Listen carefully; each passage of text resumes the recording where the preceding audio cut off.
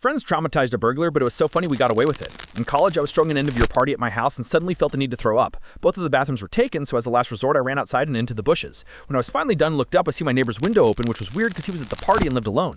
I went over to the window and saw some guy with a travel bag stuffing everything valuable he could fit inside it. It took me a minute to realize what I was seeing, but when it hit me, I ran back upstairs telling everyone there was someone robbing the house next door. A few girls called the police, but for the guys, it was already too late. Some of them picked up some brooms, one of them even getting a roll of duct tape, and all ran across to the house next door. The burglar sees them, panics, and tries to leave through the same window.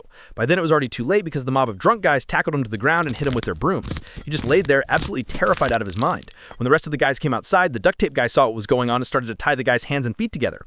I have no idea why he just let it happen, because after someone brought a giant trash bag outside and we fit his entire body inside of it. He was wrapped up like a Christmas present with his head sticking out while we continued to tie him up with an entire roll of tape. He just sat there mumbling to let him go and he'll never come back.